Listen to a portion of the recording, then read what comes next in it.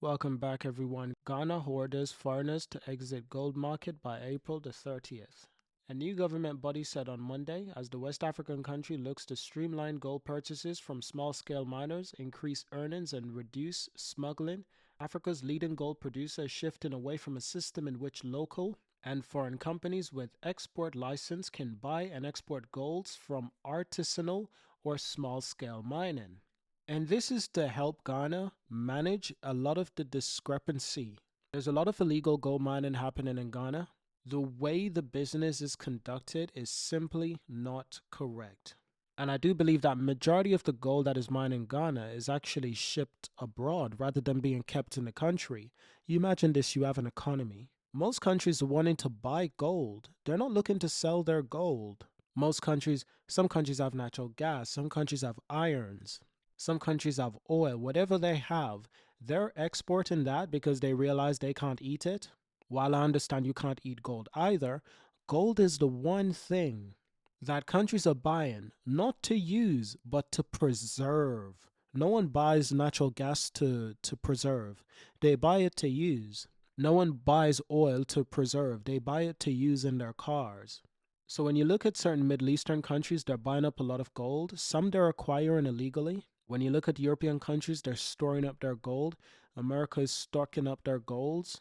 They prepare for the worst economical crisis possible because the only reliance, the only thing that they can fall back on is the gold. Gold is the one thing that has kept its value throughout time and history. Gold is the best kept secret. So a lot of these African countries that are selling their golds should instead be retaining the majority of their gold possessions and instead only sell a small percentage, and I mean an incredibly small percentage, probably 5 to 10%. The rest of that gold should be kept within the country. Why should this gold be kept? Because it can be used. Instead of selling your gold, you can print more money, create more money for your economy, because the gold can support your economy. So instead of having inflation, you might actually have deflation. So don't sell your gold, keep it and print more money for your economy. That's what a lot of other countries do. So when you look at countries that are buying the gold, those countries, what they actually do is they print more money when they buy gold. Imagine that. You buy gold, you realize, oh, this is worth way more than I paid for it. So what do? I'm going to print more money to pump into my economy. So my people in my economy get richer. America does this. Europe does this. The UAE, the Middle East, they're doing this. So when you have in an African country where you don't have to buy your gold, Ghana is the largest producer of gold in Africa. You don't have to sell your gold. You just have to retain it and print more money to put back into your economy. You can use that gold to print money and use that money to then invest in economical things that will benefit the structural integrity of the country.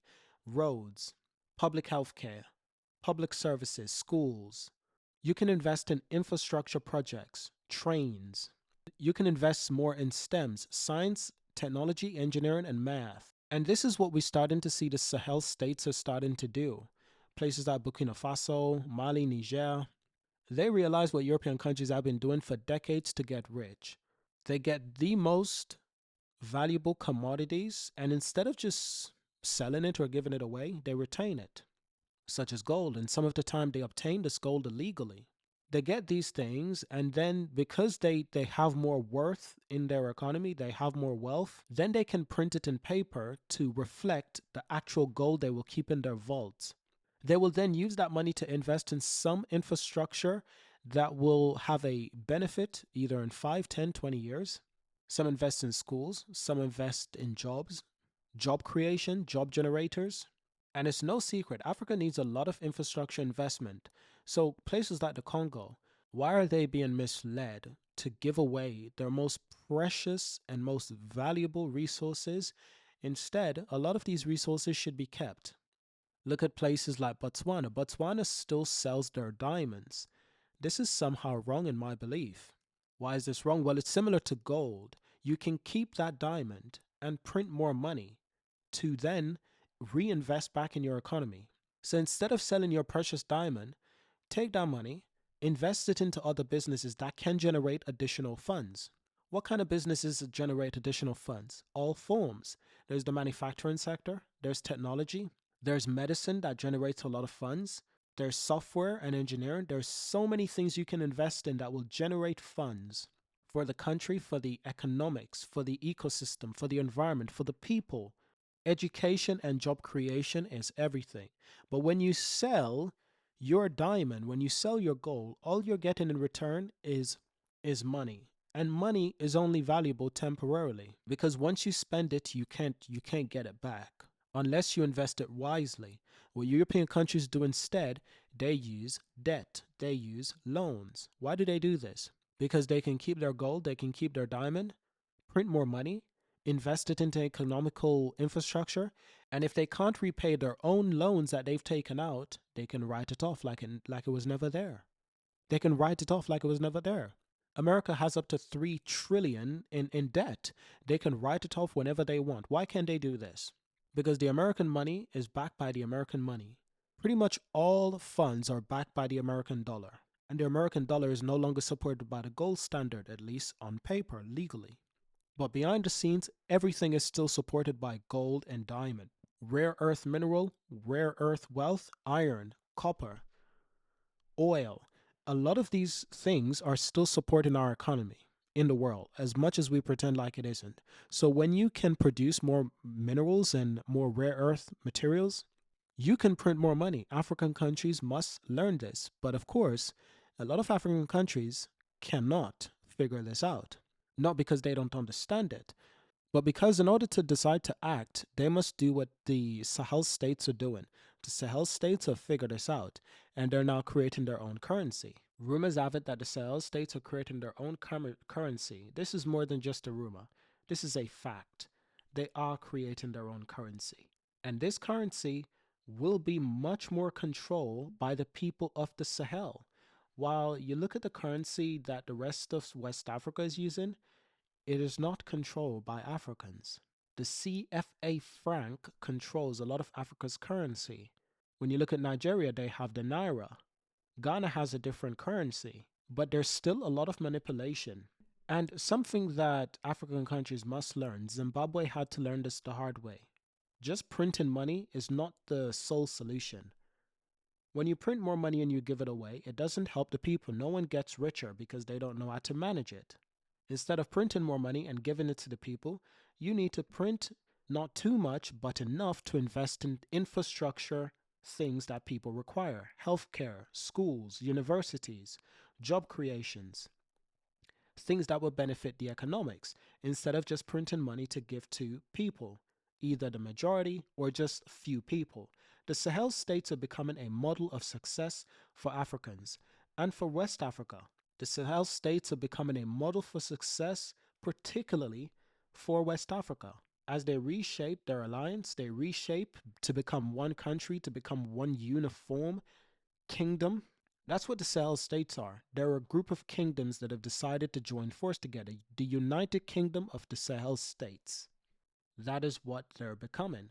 And through this, they will have their own currency and they'll be able to retain their goals, retain their natural resources. Instead of selling it, they will say, let's create the jobs in Burkina Faso. Let's create the jobs in Mali. Let's create the jobs in Niger. Ghana needs to do the same.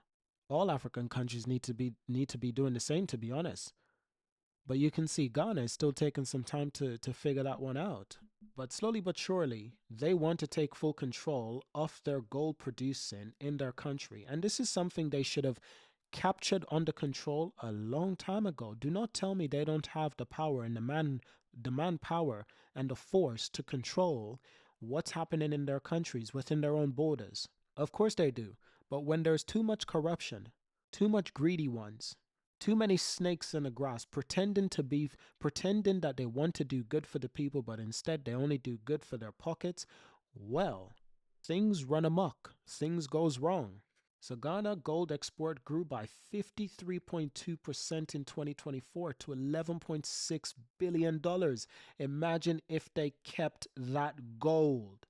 And instead, they printed $11.6 billion and used it for infrastructure development. Think about the schools. Think about the healthcare that needs improving.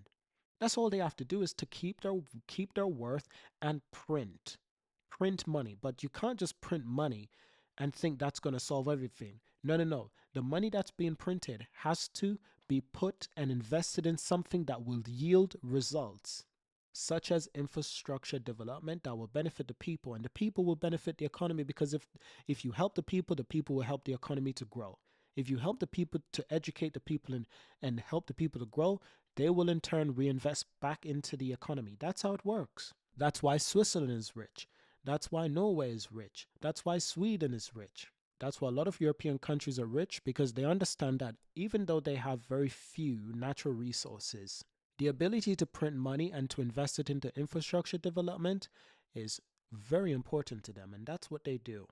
And when you invest it into infrastructure development, two critical areas are important. The education of the people must be a key focus. China has been proof that this works. And then the ability to create jobs. Jobs at all levels is very important. There's no shortage of jobs in Africa on the low end, meaning they don't pay as well. But there's a shortage of jobs in Africa that pay medium rate, high rate, and ultra high rate. Middle class, higher middle class, and upper middle class. There's so few jobs that does this, and the people don't often have the education to support them in these areas. So it's key that these goals shouldn't be going overseas for money. Think about it. Money is paper. It is very dissolvable. Gold is not dissolvable. I don't even think you can destroy gold. Just think about that for a moment. Money is so easy to be destroyed. It's digits in the bank account. Plus, money is affected by inflation. The more you have, the longer you keep it, the less valuable it becomes. Gold, on the other hand, does the opposite. It grows in value over time. I keep on telling people, European countries, Middle Eastern countries, they're storing up their goals because they understand that that's the only thing that supports their monetary system. Africa is selling its resources and selling its gold. I hope Ghana learns that they need to retain the majority of their gold and use it as a way to support their currency. Use it as a way to print money and to invest in infrastructure development that will create more educated individuals and more higher paying jobs, creating more businesses with close allies and close African nations. When the tides are in, all boats rise. This is something that West Africa is struggling to figure out. Southern Africa is struggling to adapt to this change. East Africa is also struggling to unite under this change. And North Africa, completely different story. But Ghana wants to crack down on this gold smuggling. There's a lot of gold smuggling in Ghana, a lot of illegal gold mining happening in Ghana. It's not just that. Ghana is one of the largest producer of cocoa, of chocolate, natural chocolate. Yet they control almost none of the premium market chocolate brands out there that are actually selling chocolate. They sell the cocoa, they sell the chocolate, it goes to Europe, it goes to other countries to get refined, and it goes to other countries to get processed and turned into other chocolate brands, and it gets sold at a much higher price and higher premium. Now, chocolate and gold is not the same thing. But can Ghana produce the chocolate in their country? Yes. Can they ask these companies, if you want our chocolate, come to Ghana, create the factory, employ our people? Yes, you can do that. That would create jobs, that would create education, transfer of skill, because our people need to learn how to build these factories, operate these machines, build the machines, repair the machines. There is so much that they must learn. So when you stand up to these big businesses and you say, I'm not giving you any more chocolate unless you come to my country and create a factory so my people will have jobs. Because what Ghana has, what a lot of African country has, they have a monopoly over resources. Ghana has a lot of chocolate. They have a lot of gold. When you have these rare materials that the world needs and wants, you can tell them what to do and what not to do. But instead in Africa, they tell you what to do and what not to do. There's a lot of manipulation, and a lot of it needs to get figured out. But this will be a long-term thing, you know. Will Ghana actually figure this out? Will it actually take effect? They need to take control of this. They need to also rid of the corruption within their own governments, within their own systems. And if you know anything about living in Ghana, beautiful country, wonderful people, but there are challenges, particular challenges in areas of business. In areas of business, you will find challenges. And I believe you already know of the challenges I speak of. These things. And if these challenges remain, people don't want to come and create business. If I can't get justice, if these challenges remain, I don't want to come and create businesses in Ghana because I don't have time to waste. I want to come to a country that wants me to create a business, wants me to do well. A country like Burkina Faso, Niger, Mali. And soon you will see this transition.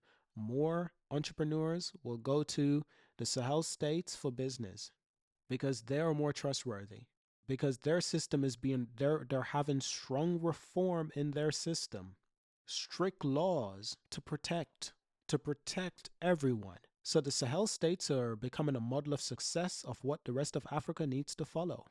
And which African countries will follow the Sahel states footprint? Only time will tell, but I look forward to that.